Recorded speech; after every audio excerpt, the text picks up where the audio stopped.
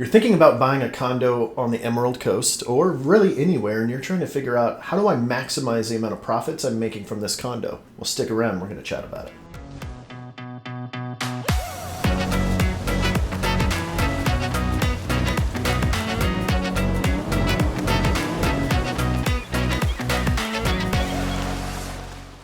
What is going on? This is Andrew and AJ with the Emerald Group right here at eXp Realty on the Emerald Coast. We're servicing everything from Pensacola to Panama City and, of course, everything in between. So if you want to know everything there is to know about the Emerald Coast, hit that subscribe button and then ding that little bell so that you'll be notified every single time we do a new video. We're getting hit up all the time via Facebook Messenger, emails, calls, texts, comments below on our videos, which are awesome, and we love it. So continue to hit us up in those various methods. If you have any questions about how to purchase, where to purchase, what to purchase here on the Emerald Coast. Let's get right into it. You are ready to purchase your first or maybe second or who knows what investment property on the Emerald Coast, and you're specifically looking at condos. Well, we've got all the information for you on what rents out the quickest and the most consistently in our area. Mongo, you want to take it? Right. So a lot of times when people are buying a condo, they're doing it because they want to live in the property. So I'm just going to first and foremost say, if you're looking to maximize dollar, that's not always the best strategy because, well, when do you want to come down? You want to come down during the summer when it's nice and warm, during spring break, what have you, and enjoy your condo. You're going to eliminate some of your profits for there. So just from a pure financial investment standpoint, you don't want to go into your condo. Now, I say that to also say that that's why most people do it, and I'm a big fan of that. I'm just letting you know that you will make more if you don't stay in it at all. Right, because obviously you can't stay in it and have someone else stay in it. That would be kind of weird, right? Nobody's going to pay for that. That's a whole different type of short-term rental. It's called couch surfing, and it's not usually fun for anybody. So this is specifically for people who are just going to use it straight up for investment purposes, because obviously if you're wanting it to be a secondary home, then you're going to have your own criteria based on what you want. So we're really just looking at it from how to get your highest return on investment, your ROI. So after speaking to multiple property management companies who specialize in short-term rentals, we found the key for you, and it is 2 bedrooms facing the Gulf. All right, those are the biggest things that you really need to know. So an average price point to get a 2-bedroom facing the Gulf directly, this is not a side view or anything like that, you're generally going to have to be above $500,000. I know that's sticker shock to a lot of people, and to others that will be perfectly fine. In fact, there'll be some people that are like, you're telling me I can see the ocean out of my front balcony with no unobstructed view and nothing else but the beautiful white sandy beaches and water for $500,000 or a little bit more? You're absolutely right. Yeah, absolutely. Just gorgeous views and wonderful amenities in a lot of cases. Right here on Okaloosa Island, you can get them with a pool and a shuffleboard and gym and sometimes even a front desk, that's there pretty consistently. They're kind of hit or miss sometimes, but really, like, all the amenities that you need are right there. Which is exactly what you're looking for if you're going to be getting a condo that is going to be rented out to other people. They want to know that they don't need to go down the street for every little thing. They don't need to drive into Destin to have some fun stuff. And luckily now, any of our areas has that option. If you are in Destin or if you're in 30A, which is some of our more popular vacation rental spots, great. But if you're in one of the outskirts, if you're in Navarre, if you're in Fort Walton Beach on the island, these are still really good options. And they're generally going to be a little bit cheaper, but of course their rents will be lower. They'll be more in comparison to what you purchase. So generally what you can expect as a cap rate, if you're kind of looking at it from that standpoint, is about 8 to 10 right now. So that's approximately 8 to 10% of what you purchase is how much it's going to bring in gross income, roughly. There's a little bit more to it than that, but let's just put that as kind of the blanket. Right. So just to make that a little bit more clear, your aim is to get at least 10% per year of that purchase price. So it's a $500,000 place, then you're going to want $50,000 per year in gross income.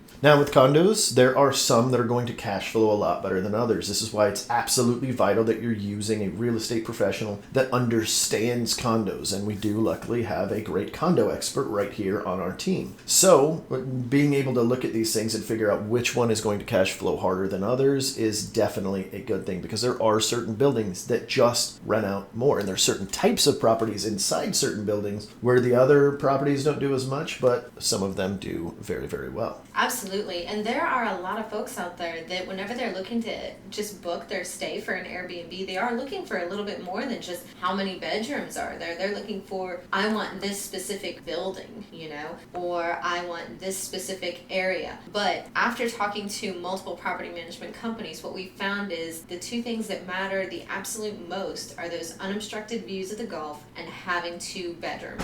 Another really big thing that a lot of people don't think about when they're buying a condo is what we call heads and beds, right? So that is the name of the game. Heads and beds is the thing. So if you've got a 2-bedroom, 1-bath, 2-bedroom, 2-bath, whatever it happens to be, just for example, the amount of beds that you have in there that makes sense is good. Obviously, you don't want to stick, 2 bunk beds in one of the rooms and then 2 bunk beds in the other room, and now you've got 8 people plus a pull-out, or 1 or even 2 pull-out couches. You don't necessarily want to do that. That's too crammed for that. But in most 2 bedrooms, you should be able to fit about 8 heads in there pretty normally, and some of them even offer an option for a 9th bed if you were to get one of these like solo couches that have a pull-out as well. So that's something to consider on how to maximize your dollar amount after you've purchased your rental. So you've used, our criteria of the 2-bedroom Gulf front. You've made sure that it's going to get that 10% cap. Now you're looking into how to furnish it to actually maximize your return on that investment. So like he said, heads and beds. So think about how you're going to furnish it. You're going to have a pull-out couch and a pull-out recliner or, chair in addition to the beds in the bedrooms, just so you can market this property to more people and potentially increase from a 10% cap to even higher. Yep, having pull-out couches is not always fun because they're not the most comfortable couches. But please try to keep in mind that because of the whole heads and beds rules, not having a pull-out couch, I have seen be detrimental up to 25% of what they were estimating. So if they said, hey, I think you can get $50,000 for this, then you're really only making, $38,500 of the rough numbers, something like that. So keep that in mind. That's very important. So we talked about furniture for facilitating the maximum amount of people able to sleep there. Something else to consider is, what does it look like? How sturdy is it? What should you invest in as far as furnishings, and how much should you spend on that to really make sure that your guests are going to leave you a solid review and your furniture is going to last quite a while. So you don't want to go pick something up off of like Facebook Marketplace that's been used and jumped on by a bunch of kids, maybe smells bad and has some pee stains.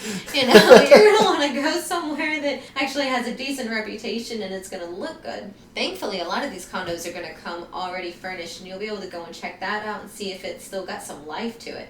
Make sure there isn't like a smell to it or something. There were no smokers in there, they were smoking when they shouldn't have been, anything like that. But that will absolutely hit your bottom dollar if you put some super cheap furnishings in there and then your ratings tank on Airbnb. Yeah, so the aesthetic look of what you're putting in there is so important that we notice a difference in the amount of income it's bringing in just by not being pretty enough. So yes, the aesthetic factor is super important. And luckily, if you're buying something that is either not furnished or you need to replace certain furnishings, we actually have entire stores here in the area that are dedicated to condo furniture only. Like, I'm not kidding. That's all they sell. It's incredible. Smaller versions of fridges, and then, of course, pull-out couches, pull-out chairs, and just overall everything. We also have folks in the area who design these condos. So you can actually purchase, this condo that we'll say is unfurnished or hideously furnished from out of state, not even show up, hire someone out here, we'll help you find the vendor, and they will design it for you, give you the budget, go purchase everything, deliver it to the condo for you. You didn't even have to show up. And this thing's already ready to go, ready to start bookings, everything. In fact, if you guys are purchasing down here, and that is something that you're looking into, whether you're using us or not, if you want to, go ahead and comment down below. Let us know that you're in the process of that and that you're looking for somebody to help you stage or make your condo prettier. We actually have Airbnb people and just people that do short-term vacation rentals in general that we can hook you up with. You can do a quick consult with them over the phone, and they might even be willing to come over and help you, of course, probably for a small fee, or to even manage the property for you. And one of our girls will actually, if you manage with her, she will go through and help you do the entire thing if needed. Something that's really cool too that I never knew about this until I started doing condos was that there's a certain way to kind of set it up, especially in the kitchen and everything, so that everything is ergonomically set up. Like, where would you put this? Where would you put that? So not only does it facilitate like an easy experience when your tenants or short-term tenants are there and they're like, oh my gosh, it was so easy. I felt like I was at home because everything is exactly where you would expect it to be, but it also looks better. So it just adds this extra positivity, which lends itself to better reviews, which is one of the things that get more bookings. Now, let's talk about some of the extra things you can do to your condo to make it stand out a little bit better and create a better user experience, because a better user experience means that they're going to come back for multiple years to come. A lot of these people keep coming back year after year after year. In fact, it's not uncommon for them to be sitting in your condo on the last day on the interwebs booking their next trip. So what are some of those things that they can do to add into their condo to make it a little bit better for their people? Right, absolutely. So we kind of do some backwards planning here, right? Think about what do you want whenever you go on vacation? What's something that would make your vacation stand out that much more? So things that we've noticed are like actually having a Netflix or Amazon account already on a smart TV. So all they have to do is just show up and just start watching. Have like a kids station, channel, whatever. Disney already. Plus or something like that, right? Yeah, Disney Plus, something like that. Maybe some coloring books. Maybe you want to tailor it to an older crowd, just putting different things in there that would facilitate just like getting there and being able to relax without having to do a whole bunch of setting up or tearing down, anything like that. Just, I'm here. Yeah, cable's another great thing that you can add. Just keep in mind that if you're adding any of these items that you have it set to where they can't purchase stuff on your account, that's probably not a great idea. Yeah, absolutely. And definitely think about, being able to replace things at a decent dollar amount. Like your pots and pans that they're going to take out to the beach, and they're going to make, these really, really great sand castles that are going to come back into your condo with them. And sometimes they don't come back into the condo. A lot of times they'll be left out there. I've seen a lot of people do some weird stuff. And so about once a year, you're going to have to replace all your forks and knives, pots, pans, all of that stuff. So you don't want to go too over the top with them unless you're in a price point that dictates that. If you bought a 2-bedroom, 1-bath in a very beautiful, nice condo and you spent over $1 million on it, you can probably generally get away with the nicer stuff there, and it's almost a barrier to entry. But the rents are a lot higher. The people that are renting generally don't do those kinds of things and take stuff out to the beach, so keep that stuff in mind. Yeah, definitely. And then consider what kind of toiletries do you want to have in there, like soaps, conditioners. Do you want to kind of go high end? Do you want to go low end? Do you want to maybe support like a local organic farm type family? What kind of touches do you want to put in there? What kind of audience do you want to attract to your unit? Because like Mongo was saying, at the end, a lot of these folks, if they enjoyed their stay, they're going to start booking again immediately. And when their friends say, hey, you know what? I want to go down to that area too. We're going to go. Sorry, we can't go the same time you are. Do you have a place to recommend? Oh, absolutely. Now that I know that you're not going to try to book my unit, yeah, here, you can use it during this time. And personal touches are huge. And whether it's a condo or an Airbnb, which I know we're not talking about like a single family home, those personal touches that you were just mentioning are so huge. So if you can find somebody that does homemade soaps or, natural soaps in the area and buy in bulk, just create a whole bunch, it will be more expensive, but you can put little notes on there. Like, hey, this is handcrafted by somebody in Navarre, Florida, and Fort Walton Beach in 38, whatever. That adds that extra touch. Those are the kind of things that make people take a picture and put it online, and then their friends are going, whoa, where are you at? Like, you're staying over here in this condo, you have this is cool. And this also goes in play with like your artwork and stuff. A lot of people like to put in very plain,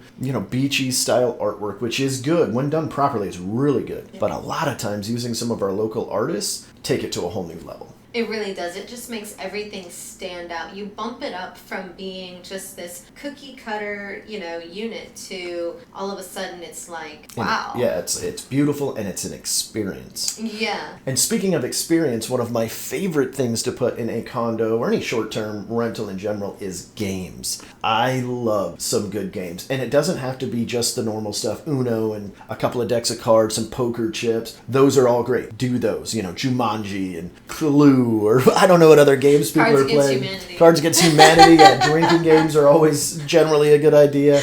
And, those games could be played without alcohol, too, if you're not drinking. So those are really good options. And then one of the things that I really like, I saw in a condo recently that blew my mind. I knew they had this, but custom Monopoly. Did you know you can do that? No. Yeah, they will actually create a board game for you based on your area. I don't know where they got this. I know my parents got me one for Christmas, which was really cool for my hometown. And so I'm from a little small podunk town in New Mexico. It's called Portales. And tiny, like 10,000 people, right? So like all of the little spots, instead of it being Baltic Avenue, Park Place, it's like the Peanut Factory that's there, the Tom Thumb, which is like a 7-Eleven or, a convenience store. It's the, whatever fitness center that's to it. It's the specialty dining that is owned by individuals. And these are actually the properties that you purchase. Now, wouldn't that be cool if your Airbnb or your condo had your own custom Monopoly on there that they're going, and it's all the hot spots. It's Big Kahuna's. It's, the Destin Harbor. It's the Harbor Walk. It's, the beach. That could actually be a little spot, right? And so that would be really cool because now when they're playing, they're like, oh, I want Big Kahuna's. We were just there today, right? And so games are definitely at the top of my list, as you can tell, because I'm getting far too excited about this subject. But it makes sense, though. And,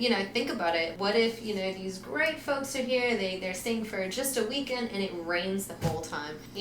They specifically booked a condo with a water view, unobstructed water views to go and just walk right out to the beach, and boom, it's pouring the whole time, and they've got nothing to do. They're sitting inside. Maybe you've got Netflix set up. Maybe you don't. Maybe you've got games. Maybe you don't. But we need to, kind of think about what's the best way, because they're going to be in a negative frame of mind because it's rained out their vacation. That's not cool. So think of ways to kind of help out when something like that happens, because that's out of your control. But how you furnish your unit is within your control. And I always tell people whenever they're buying a condo with the intent to purchase it, with the intent to rent it out, is to always think about exactly that. What if they get stuck in their condo the entire week? Heck, not just raining. Raining for a week straight is rare here in our area, especially during the summer months. Our rainiest years, like January, I think it rains like 17 days out of the month. But what if they get COVID? Yeah. And now they're stuck inside their entire vacation. So you need to consider that, especially nowadays where that's a real possibility. They might get quarantined, stuck in this place. So try to make it as inviting as possible. Assume that they're not going to go anywhere if they don't need to. I think that covers quite a bit of what to expect and how to go ahead and purchase your investment condo in our area. So for anybody watching that made it this far, comment down below what your favorite condo is if you've ever visited the Destin, Fort Walton Beach area, the Emerald Coast in general, what your favorite condo is, or least favorite if you didn't have a great experience. And then if you have anything extra that we didn't touch on, we would really love to hear it. As you'll see, if you scroll down below, we try to respond back to everybody. We love having conversations with you down there. Yeah, absolutely. See ya.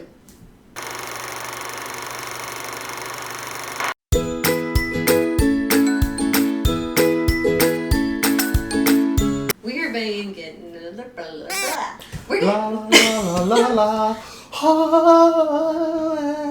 Yeah.